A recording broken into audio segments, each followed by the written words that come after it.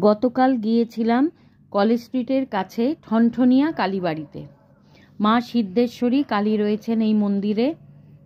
লোকবসতি যখন কলকাতায় তেমনভাবে ছিল না, তখনই মন্দিরের ঠন ঠন ঠন ঠন ঘণ্টার শব্দ শোনা যেত।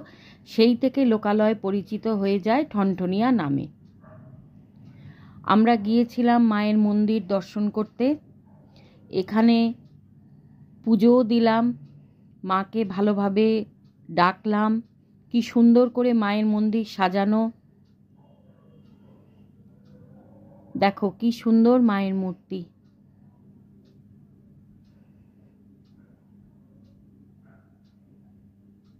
আর দেখলাম আমরা শিবের মূর্তি। এখানে পুষ্পেশ্বর শিব বিরাজমান, ওনাকে রাজবেশ পরানো হয়েছিল।